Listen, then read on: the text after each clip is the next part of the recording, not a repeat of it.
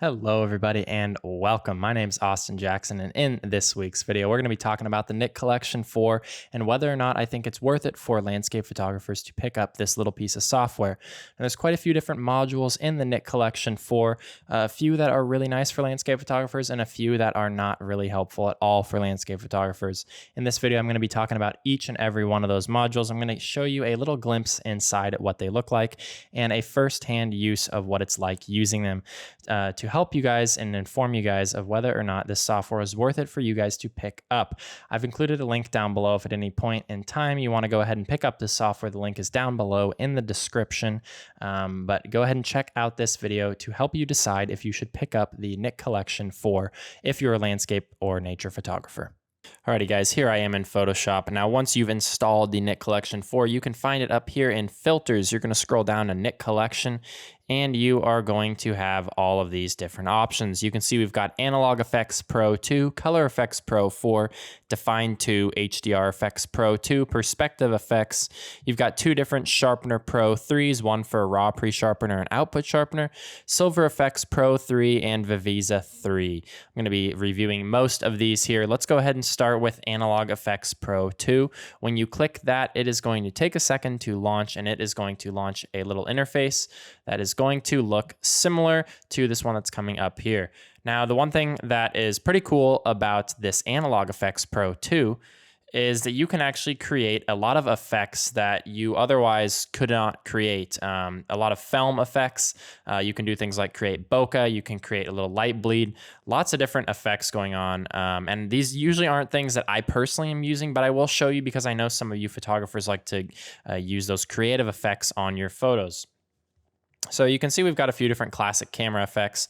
You can click them and let it load out, and it'll apply this kind of grungy look to it, I guess, film look. You can change all these settings. You can see these are presets here. So it puts all these different filters on. Each of these filters I can go in and adjust. So you can see I have dirt and scratches here. I can change the dirt and scratches that are on my scene. You can do a whole lot of things. Now, if I was going to use this, I personally would probably click here. And then I would just go ahead and make my own rather than use a preset. So for example, the one thing that could be really useful is to use bokeh here.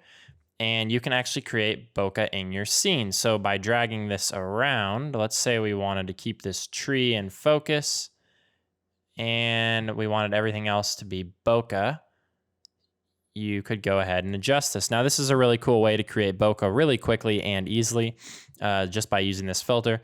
You can also do things like lens blur on this photo in particular. In most landscape photos, you're probably not going to want lens blur, but this could be really cool if you're photographing like a city or a car or something like that to create a little bit of motion blur in your scene. So a lot of cool effects here that you can recreate, things that you could have potentially shot in the field, but you didn't, so you want to do them in post-processing. Analog Efex Pro 2 is really cool for that. For landscape photography, I don't see most people using this unless you really like those creative effects, but it is something that's worth mentioning because I know there's photographers out there that will use stuff like this. So the next module we're going to explore is Color Efex 2. This is one of my favorite for landscape photographers, and I think it's probably the best part of having the Nik Collection 4 is for the color effects. So we're going to go to Filter, down to Nik Collection, over to Color Efex Pro 4, and we're going to let that load out. Now, you can see yet again, we've got these recipes here, which are essentially just presets. This isn't something that I'm really ever using. I'm usually just applying the effects myself and creating my own recipe per se. However, you can save your own recipes if you wanted to create something over and over and over again that you used, which I guess I could potentially do, but I like to just totally reapply it myself every time. So I'm going to go to Filter Library, and I've actually favorited the 3 filters that I like. But you can go through and look at all of these different filters. There's tons of different filters, and they all specialize in a particular kind of photography. So for landscape photographers, we would go to nature, and you can see we've got these options here. Now, there's a lot of great options here, but the ones that I particularly like are polarization, pro contrast, and tonal contrast. So I've clicked on the star next to it to favorite that, so I can then go to favorites and select it from there. I'm just going to show you guys a little example here. And tonal contrast is pretty nice. It's something that a lot of professional landscape photographers use. I want to set that saturation to 0. And if you've watched a lot of my other tutorial videos, you've probably seen me use it. Essentially, this just adds a little bit of contrast in to the tones. So in the highlights, the midtones, and the shadows. It's really hard to explain exactly how this comes out looking, but it is something that gives your photos a really nice punch. Now, if I like that and I wanted to add another filter on top, I could click Add Filter. Now I can go to something like Pro Contrast. Now the Pro Contrast is really cool, and of course you can add some dynamic contrast here, but what I really like the Pro Contrast for is to correct the color cast. What this does is it somehow automatically chooses the color cast that's coming on your photo and it corrects it. So if I slide this all the way over, you can see it's kind of getting rid of that yellow color cast that is on my scene. And before, you probably wouldn't have noticed that there's a little bit of yellow color cast, but once you increase it, it does make sense. You're kind of like, oh, well, that makes sense. I did see that there was a little bit of a yellow color cast. So you can adjust that how you want. You can also correct the contrast. I'm not a huge fan of the correct contrast, but I do usually use correct color cast and dynamic contrast just a little bit at the beginning of my photo to edit. I'm going to add one more filter here. It's the polarization. Like I said, I really like the polarization. If we increase the strength, essentially what that does is it just increases the polarization, and you can adjust the rotation, but I never really touch the rotation here. I just increase the strength, and that can really help you to make your colors pop really, really nicely, especially those bright colors like this orange tree right here. So really easy to apply and stack all 3 of these filters on top of each other. You can go ahead and hit OK and let that load out once you're done. Of course, there's tons of other options you can dive into. I personally don't really use them, but you can do things like add control points. You can adjust the shadows and the highlights on each of these filters. So there's tons of different things you can do. But these 3 filters are really, really nice in HDR Efex Pro 4. So next thing we're going to talk about is the Dfine 2 option, and that essentially is the noise reduction tool. It actually works pretty well. There's definitely a few better noise reduction tools on the market, but it is really nice to have this one in there if you are purchasing this software anyways, because you've got other great options to use, and then you can go ahead and tack this Dfine 2 on to reduce some of the noise in your images. So we're going to go to Filter, down to Nik Collection, and over to Dfine 2. Now, I've been using Dfine 2 for years, and that's originally what set me off on the Nik Collection to begin with, was this Dfine. There's a lot of photographers that really like it. However, it used to be really, really good, but I've just found that there's so many better AI-based options now for noise reduction than this Dfine 2, but it still works very, very well, especially on night photos. I really like using it. You can see when it's loading here, it's going to analyze the photo and it's going to automatically decide how it should reduce the noise. You can change this to manual if you want, and you can manually draw some boxes and select some spots, but I usually just let it do its thing and let it automatically apply the profile. You can see here, this is what we've got. Let's go ahead and just load that out so I can show you guys a little before and after. The one thing that I dislike about the Nik Collection there is there's not really a great way to test a before and after other than toggling on and off. But I do like the toggle here in Photoshop because it is instant, whereas in the Nik Collection, it's not quite as fast when you toggle it on and off. So once it's loaded out here, we're going to zoom into this photo, and that's going to give us a little bit better idea. And we will go before and after, before and after. So it did a really nice job on this night photo. A lot of softwares that reduce noise will actually attack the stars, but you can see here the Nik Collection hasn't attacked the stars. It actually looks really nice. Let's look here in the foreground and see how it's done. You can see it's done pretty well, and I do really like what this has done. The one thing that I really like about Dfine 2 is it's so easy to use. You can just click Dfine 2, it'll do it all for you, and you can just hit OK. You don't have to dial in a bunch of settings to make it look nice. It'll do it all for you. So it's a really easy to use noise reduction that I do use from time to time on night photos such as this one. Next, we're going to talk about the HDR Efex Pro 2. Now, this is not really my favorite thing to use here. I don't really like creating that HDR look, but I do want to just show a quick look at it for those of you that may be considering buying the Nik Collection 4 that may want to use this. So you can see once my photo loads out here, this is what it looks like. Now, these little squares are glitches, but I did want to include them because I've been using this software and I've tried it quite a few times, and I always get these little square boxes here that are glitchy. I'm not sure why, but it is something that you may have too when you launch this. Essentially, you can go in and adjust things like the tone compression, to change the strength, I guess, of the HDR. You can do a lot of different things here. There's tonality. You can adjust the exposure, contrast, structure, shadows, highlights, blacks, and whites. You can adjust the color. There's also selective adjustments, and then there's some options for finishing, which include vignette, a gradual neutral density, and levels and curves. If you're going to use this, I'd probably recommend just going over into the presets and using one of the presets here. And you can see they do load out quickly, but like I mentioned before, it is pretty glitchy here. And there's weird squares and stuff all over the place. I'm not quite sure why. I've got this just open as a raw file, and I'm not sure why it's really glitchy. But if you click off and click back on, you can see it works again. Now this looks all right here, but still I'm not a huge fan of the HDR. It's not too terribly difficult to bring it up in something else rather than using this to HDR your photos, but it is an option. I did want to show it. That is pretty much the HDR Efex Pro 2. Now, the perspective effects is another option that you have to use here. It's not one of my favorites, but again, I do want to show you guys what it's like just so that you have an idea of what you're getting. We're going to jump right in. Essentially, perspective effects is all about moving your photo around, whether this be warping, whether it be perspective correcting, other things like that. Let's take a look. So this actually opens it here in perspective effects, and you've got tons of different options. You can actually download the module for your camera, so you can see it detects I used a Sony a7R IV and a Tamron 17-28. If I click download, this downloads super quickly. And essentially what that does is it just applies some profile corrections and gives me the option to make adjustments for this particular lens. You can see I can slide things around here. One of the things I dislike is having the processing time, which I understand is quite common in a lot of programs, but I like programs where there's not that processing time. It doesn't seem like warping this image around is doing anything that should require it to take processing time. So you can do a ton of different things here. You can adjust perspectives and stuff like that. There's lots of different sliders. You can adjust the horizon angle.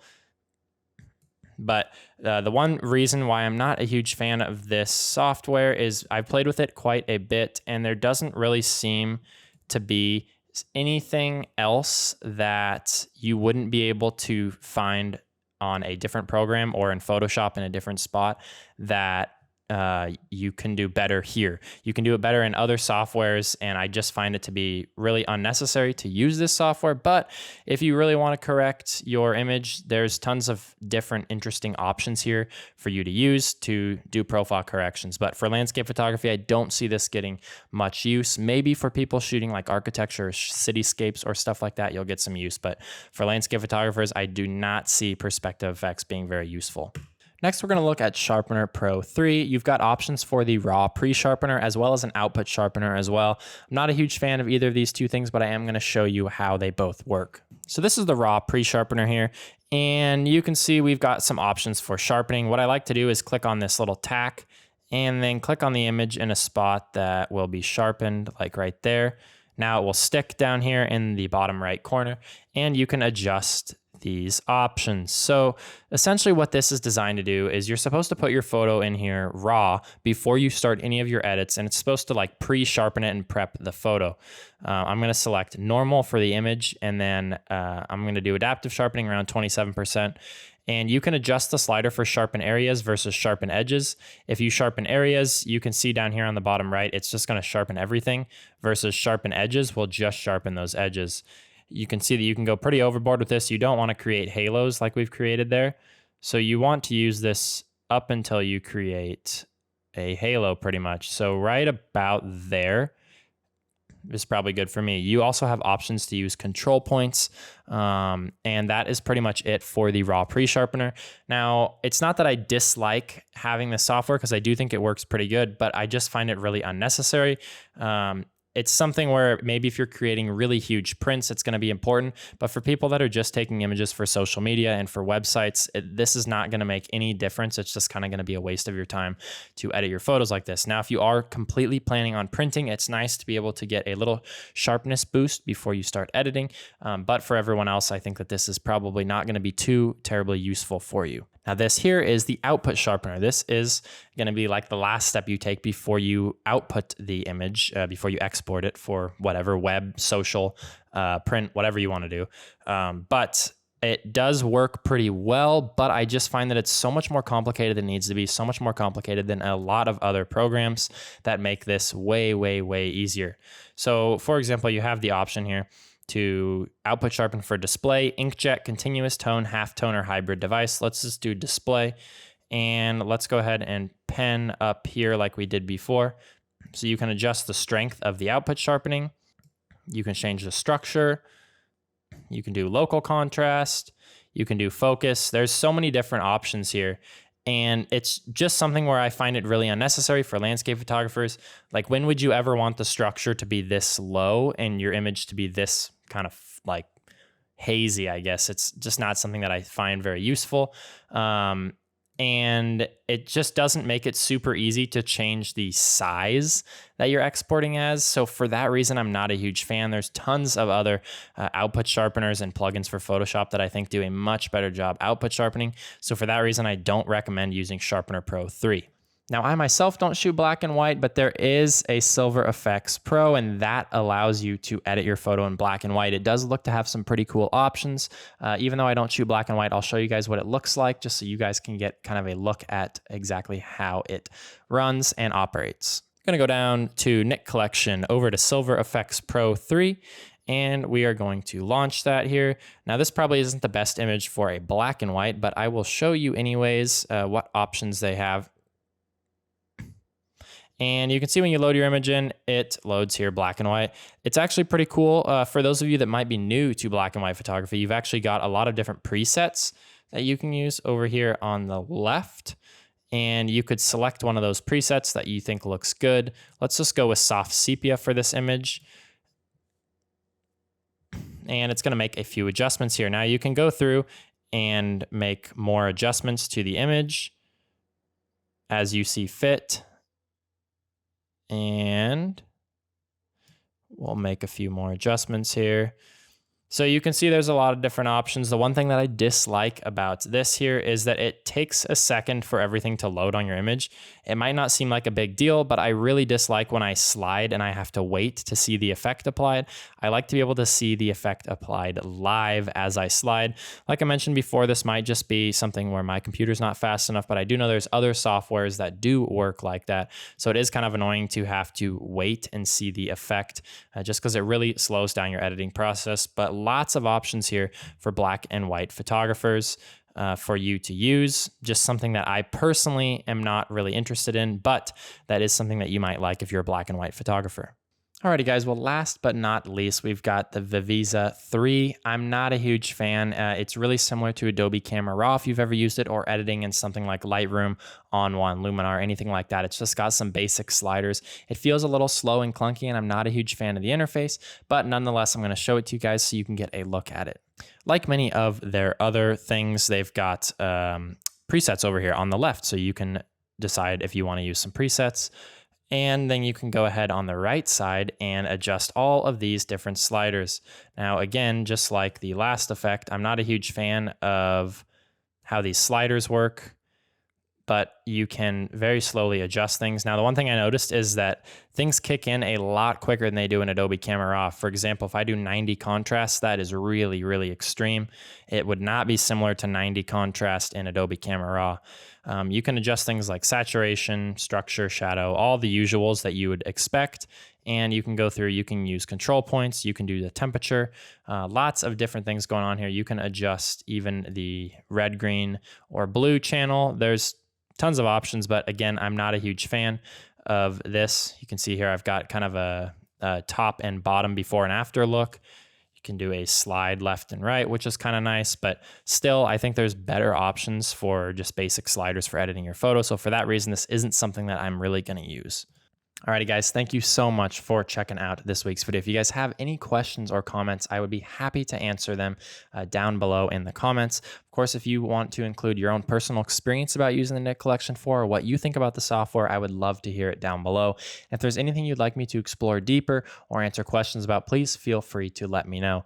I really hope that this will help you guys inform you and decide whether or not you want to pick up this software or not. Like I said, there's a couple really nice features for landscape photographers and a few that are not really helpful at all. It is a little bit expensive for just a few features, but I do think that it's worth it if you can afford the software. However, if you can't, no worries, it's not the end of the world. Now, for those of you that might have a previous version of the Nik Collection, I would not recommend upgrading your software. I have a previous version as well on a different computer, and I can tell you that it is hardly different at all. The upgrades, at least for landscape photography, have not really done anything. It's almost the exact same software, and it keeps getting updated over and over and over again. And I keep paying to get the newer version, and there's never really any upgrades to color effects or Dfine, at least that I can see. They're usually pretty much the same. Of course, there's bug fixes, but other than that, it's not really any better than it was before. So hopefully that helps you guys decide, for those of you that already have the software that might not want to pay to upgrade it. Thank you guys so much for checking out this weekend's video. We'll see you guys next time. Bye-bye.